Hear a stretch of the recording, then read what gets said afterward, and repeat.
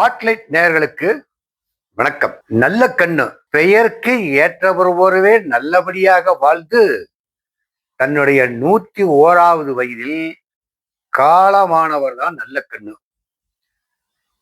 காமராஜர், கக்கர், ஜீவா போன்ற வழிகளிலே நல்ல கண்ணுனுடைய பெயரும் இடம்பெற்றிருக்குது.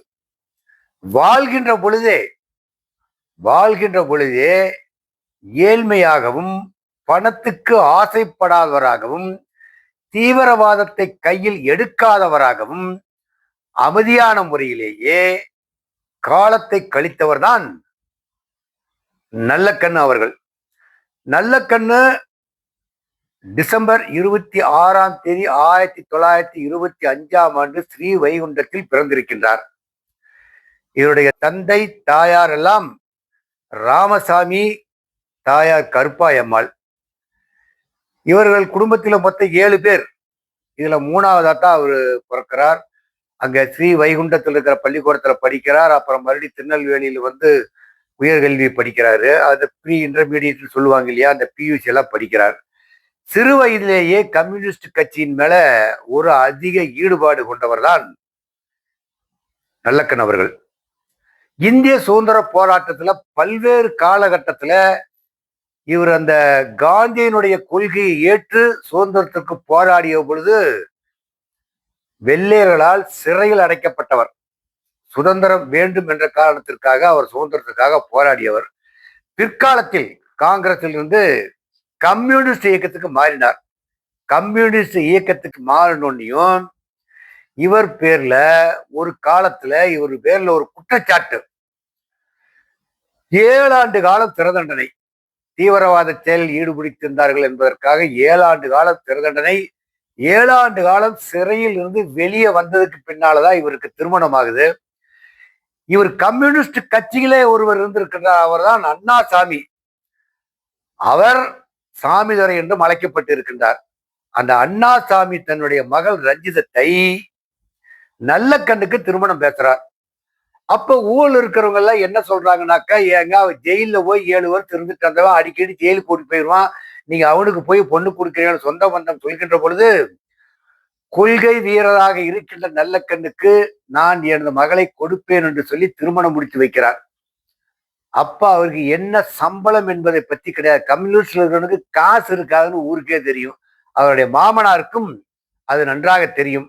ஆனால் சுற்றத்தாரிடமும் உறவினர்களிடம் அவர் என்ன சம்பளம் வாங்கினார் என்பதை பற்றி கேட்கக்கூடாதுன்னு ஒரு கண்டிஷன் போட்டு கல்யாணத்தை முடிச்சு வச்சுட்டாங்க. அவருடைய மனைவி ரஞ்சிதமும் தன்னுடைய தகப்பனார் யாரை கையை நீட்டுகிறாரோ அவரையே திருமணம் செய்துள்ளோம் என்று அவரை திருமணம் செய்து கொண்டார். ஆனால் அவர் படித்தவர் பள்ளிகளில் ஆசிரியராக பணிபுரிந்து கடைசி காலத்தில் தலைமை ஆசிரியராக ஸ்ரீ வைகுண்டத்தில் பணியாற்றி தன்னுடைய 80வது வயதிலே உயிர் தோற்றவர் தான். ஒரு படித்த பெண்மணி சுதந்திர போராட்டத்துல கலந்துகிட்டு இருக்கிற ஒருத்தர் கல்யாணம் பண்ணி இருக்கிறது, தன்னுடைய தந்தையினுடைய பேச்சுக்கு மறுபேச்சு பேசாமல் கல்யாணம் பண்ணிக்கிட்டாங்க. ஆனால் இவருடைய வாழ்க்கை நாம பார்ப்போம்.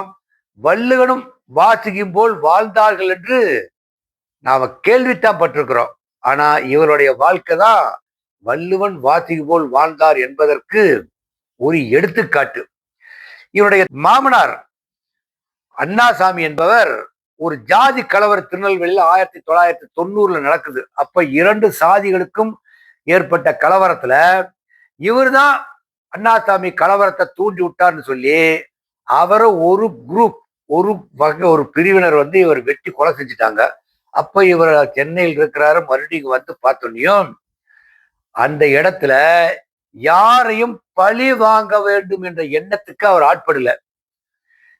நடந்து விட்டது. ஆனால் அடுத்த ஒரு ஜாதிக்காரர் தனது மாமனாரை கொண்டிருக்க மாட்டார்கள், ஏதோ உள்நோக்கம் இருக்கணும் என்று சொல்லி ஒரு பழி வாங்குவதற்காக ஒரு உணர்ச்சி பூர்வமாக கூட ஒரு வார்த்தை சொல்லல, அங்கேயே உட்கார்ந்து சமாதானப்படுத்துறாங்க. அவருடைய மாமனார் இறந்ததுக்காக வேண்டி தமிழக அரசு ஒரு தொகை கொடுக்குது. 1 லட்சமே சம்திங் பணத்தை கொடுத்தனையும் இவர் அந்த தொகை வாங்கி 2 சமூகத்தாருடைய பள்ளியில் படிக்கின்ற குழந்தைகளுக்கு அந்த பணத்தை பிரிச்சு கொடுத்துட்டார்.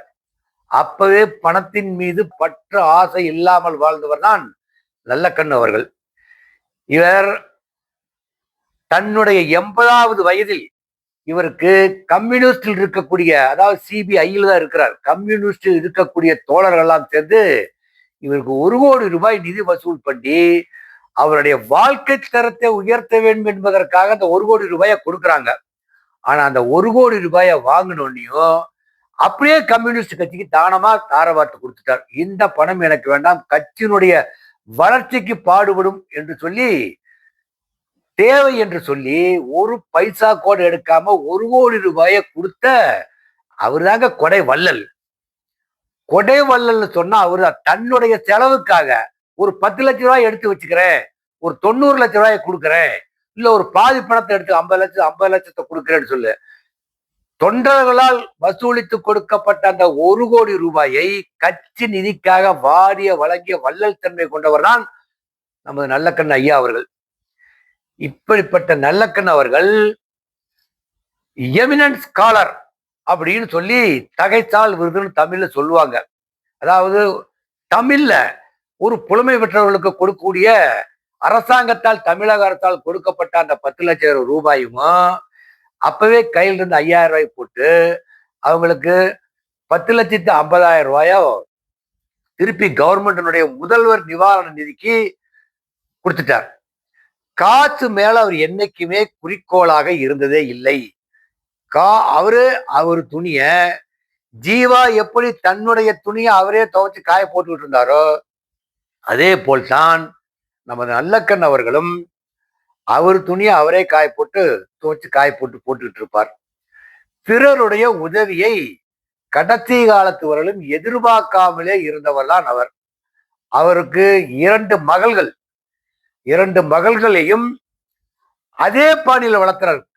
அந்த பற்றாசை இருக்கக்கூடாது அப்படிங்கிற மாதிரி 2 மகள்களையும் வளர்த்துறாரு. இவரது குடும்பம் தமிழகத்துக்குமல்ல, இந்தியாவுக்கல்ல, உலகத்துக்கே எடுத்துக்காட்டான குடும்பம் தான். கட்சியில ஒரு கட்சியில ஒருத்தர் சேரான்னு சொல்லி சொன்னாக்கா, நல்லக்கண்ணுடைய வாழ்க்கை வரலாறை படித்து கட்சியில் சேர்ந்தார்கள் என்றால் நாட்டுல இந்த லஞ்ச லாவணியமே வராது, ஊழல்ங்கிறதே வராது. இப்ப கம்யூனிஸ்ட் கட்சியில் இருக்கிறவங்க எல்லாருமே எம்பியா இருப்பாங்க, எம்எல்ஏவா இருப்பாங்க. ஆனா இந்த அரசாங்கத்துல பதவி வகிக்கக்கூடிய இந்த ஜனாதிபதி, துணை ஜனாதிபதி, சபாநாயகர் பதவிக்கு இந்த கம்யூனிஸ்ட் இருக்கிறவங்க போக மாட்டாங்க. எப்பயுமே மேற்கு வங்காளத்துல கம்யூனிஸ்ட் நிறைய எம்பிக்கள் இருப்பாங்க, கேரளாவில் நிறைய எம்பிக்கள், அந்த 2 பக்கம் தான் கம்யூனிஸ்ட் எம்பிக்கள் அதிகமா இருப்பாங்க. தமிழ்நாட்டில இருந்து ஒரு குறிப்பிட்ட பேர் போவாங்க. ஆனால் ஒரு காலத்துல இந்த சோம்நாத் சட்டர்ஜின்னு நினைக்கிறேன், அவர் தான் சபாநாயகரா பதவி ஏத்துக்கிறார்.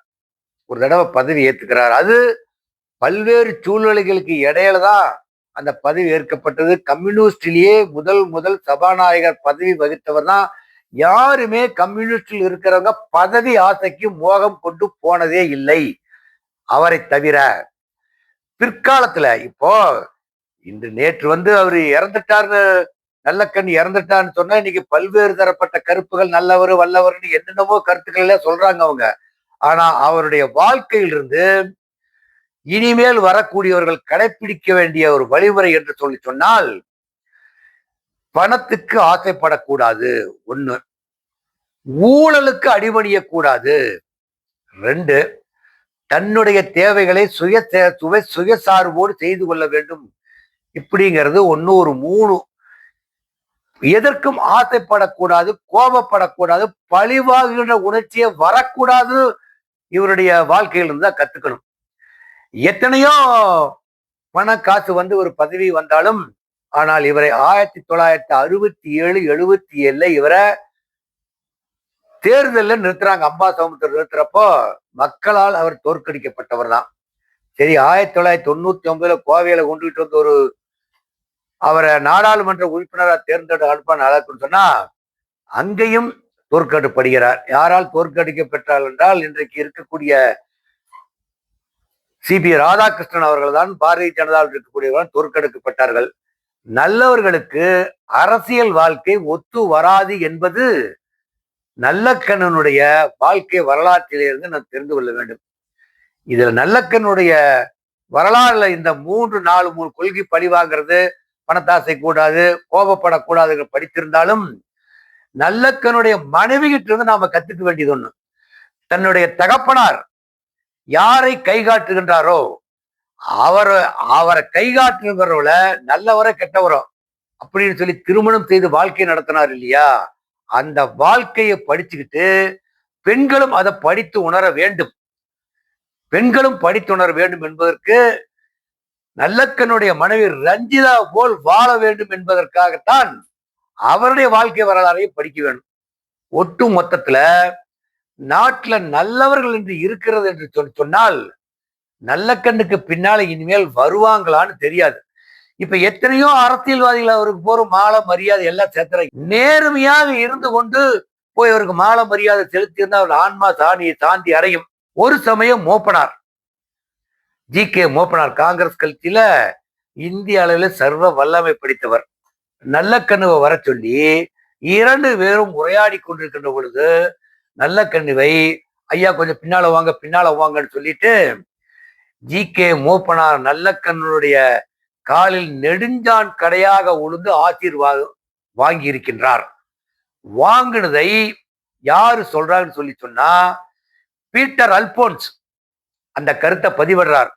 அப்போ நல்லக்கண்ணுடைய நேர்மைக்காக, நல்லக்கண்ணுடைய நேர்மை என்னவென்று ஜி.கே. மூப்பனாரும் அப்பழுக்கற்றவர், அந்த அப்பழுக்கற்றவருக்கு மேல இவர் ஒரு படி உயர்ந்திருக்கிறதுனாலதான் அவருடைய காலில் விழுந்து ஆசி பெற்றார் என்பது சரித்திரம்.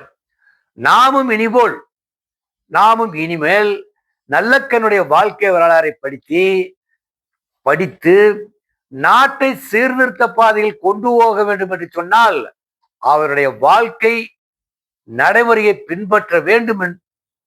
நன்றி, வணக்கம். இந்த வீடியோ உங்களுக்கு பிடிச்சிருந்தா லைக் பண்ணுங்க, கமெண்ட் பண்ணுங்க, ஷேர் பண்ணுங்க, சப்ஸ்கிரைப் பண்ணுங்க.